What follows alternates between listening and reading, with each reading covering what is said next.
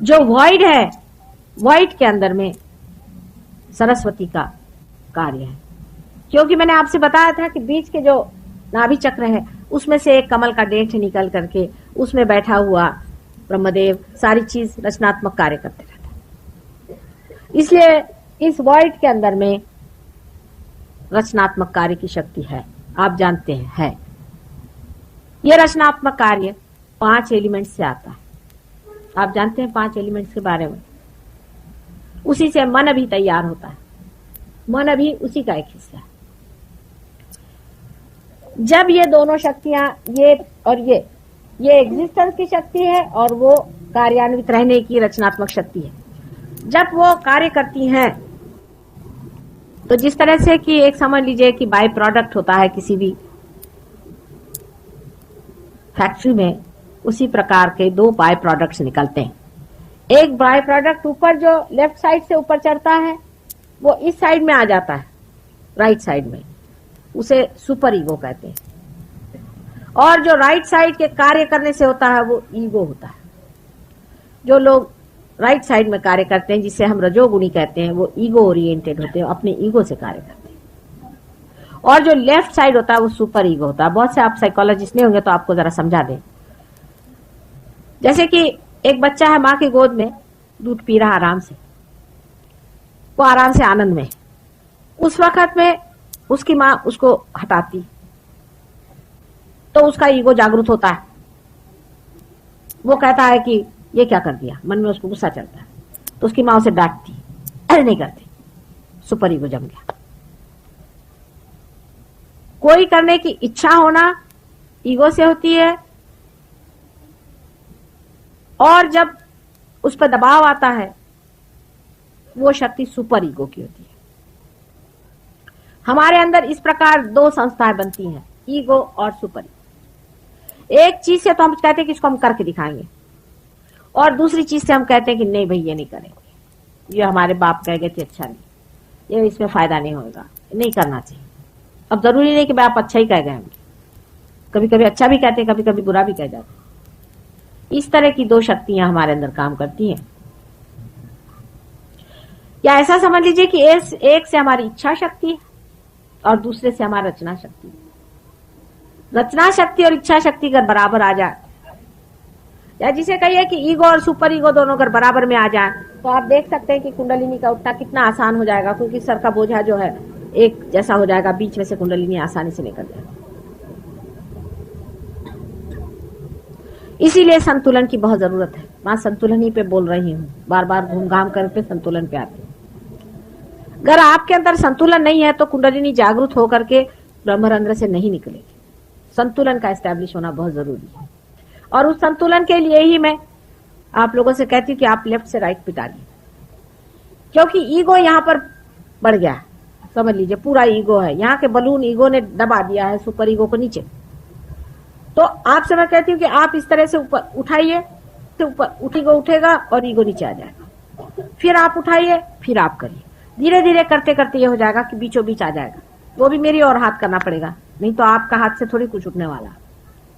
जैसे बीच में आ जाएगा कुंडलिनी उठ के खट से ऊपर चले जाएगा। अब कुंडलिनी सब जानती है, समझती है, आपका सब उसको पास मालूम है। आपने जो गलतियां करी, जो कुछ भी आपने अपने साथ जातियां करी है, जैसे आप किसी गुरु के पास गए, कुंडलिनी आपकी जानती, उठेगी नहीं, फ्रोजन कुंडलिनी। इसीलिए आपने देखा होगा कि किसी ने बताया मेरे गुरु थे तो मैं सर पकड़ के बैठ जाती कि गई कुंडलिनी काम से, अब तो हाथ जोड़ो इनको भैया, अब क्या करें।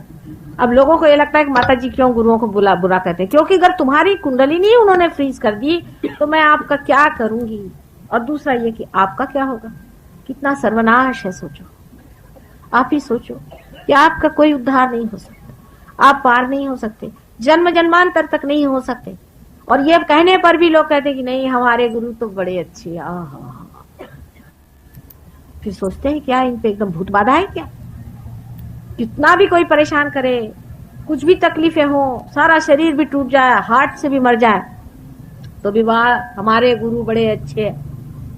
इसका कारण क्या? इसका कारण एक ही सीधा सरल बैठता है कि कोई ना कोई आपके ऊपर पकड़ है, आप सोचना ही नहीं चाहते असलियत को क्या है। अब ईगो किसी आदमी का बहुत जबरदस्त बड़ा होता है, अब उसके अनेक तरीके हैं, आपसे मैंने पहले ही बताया। ईगो की बीमारी ऐसी होती है कि वो बीमारी पता ही नहीं चलती। अगर आपका तमोगुण ज्यादा हो, सुपर ईगो ज्यादा हो, तो आदमी के बदन में, उसका बदन टूटेगा, वो कहेगा माँ मुझे यहाँ दुखता है, मेरे पैर पकड़ गए, मैं जकड़ गया हूँ, पता नहीं कोई तो भी मेरे गर्दन में बैठ गया है, उसको पता चलता है। पर ईगो तो अपने को अपने ऊपर बिठाया होता है, तो वो तो घोड़े पे चलता है। वो तो उसके पास आप जाइए तो मेरे को लेक्चर देना शुरू करता है। मैंने कहा अच्छा भैया, अभी गई थी मैं कोई मिनिस्टरों के पास में, उन्होंने मेरे को लेक्चर देना शुरू कर दिया। इधर आप लोग का प्रोग्राम होने वाला था, उन्हीं के मैं लेक्चर अभिभूत सुनती रही। मैंने कहा वाह भाई वाह, ये रोज लेक्चर देते हैं, अभी इनको एक मैं ही चाहिए थी लेक्चर सुनाने के लिए। अच्छा भाई सुना लो, तुम्हारा भी मन हो जाए, इधर तुम लोग बैठे रह गए, मैं वहां बैठे रहे। ऐसा चलता है। इसलिए ईगो ऐसी चीज है, इसको अहंकार एक बार हो जाए, उसको समझाना बहुत मुश्किल होता है। सूक्ष्म अहंकार भी बहुत होते हैं। जैसे किसी ने कुछ पढ़ लिख लिया, तो मेरा तो इस पे विश्वास ही नहीं माता जी की कुंडलिनी उठती है। अब साहब आपका विश्वास ही नहीं, मैं तो विश्वास ही नहीं कर सकता। आपका विश्वास किस चीज पर है? आपने क्या जाना, आपने क्या देखा? आप आइए देखिए। और आपका विश्वास नहीं है या है, इससे क्या फर्क पड़ने वाला है भगवान को? आप आए, मुझे पूर्ण विश्वास भगवान पे है। माने आप कहाँ के अफलातून हो गए? अरे ये सृष्टि क्या आपने बनाई थी? क्या आपके बाप ने बनाई? इस पेड़ के नीचे जो बैठे हुए हो, ये क्या आपने बनाया था? मुझे पूर्ण विश्वास परमात्मा पे है। इस तरह से जो मनुष्य बातें करता है, मुझे आती हंसी। जिसने सारी सृष्टि की रचना की, जिसने सारा संसार बनाया, जिसने आपको बनाया, आपके बच्चों को बनाया, जो चीज संसार में आज जगमगा रही है, वो सारे जिसकी कृपा दृष्टि से हो रहा है, उसके ऊपर आप विश्वास करते हैं, बहुत उपकार करते हैं आप उसके। परमात्मा पर अगर विश्वास ही नहीं है, तो आपसे बढ़ के अकलमंद कौन होगा? तो पागल जैसी बात है। बिल्कुल, मैं जब पैदा हुई तो मुझे लगता मैं कौन से पागल खाने में आ गई। फिर यह कि हाँ मैं तो सब कुछ जानता हूँ, मतलब हाँ मैंने पढ़ा था सारी, मैं ये किताब पढ़ के आया, उसमें ये था। अब किताब कहीं भी किसी भी छाप खाने में आप छपा दीजिए, छप जाती। कोई भी छाप सकता है जिसका मन हो छापे। और भगवान के ऊपर अगर कोई छापे तो कोई उसके लिए नियम नहीं है, कोई कायदा कानून नहीं कि उसको पकड़े भाई तूने ऐसे क्यों छापा।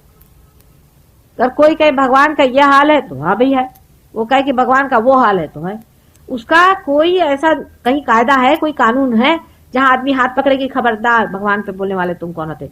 हिटलर से लेकर के नेपोलियन से लेकर के सब नहीं भगवान पे लेक्चर जाने, किसी ने छोड़े थोड़ी। सब अपने को सोचते हैं उनको अधिकार भगवान पे लेक्चर देने का। इनसे पूछिए कि तुमको क्या मालूम है भगवान के बारे में बेटे, क्यों बोलते? वाह मैंने इतनी किताबें लिख डाली, मैंने फलाना पढ़ डाला, दिखाना, मैंने अमेरिका गया था वहां मैंने इतने लेक्चर दिए, मैंने इसके इतने लेक्चर पढ़ डाले। एक एक एक एक इस तरह से एक तरह का बड़ा सूक्ष्म एग्रेशन है, आप इसको समझ नहीं पाते। ये मनुष्य के इंटेलेक्ट पर एक एग्रेशन है, बड़ा भारी एग्रेशन है।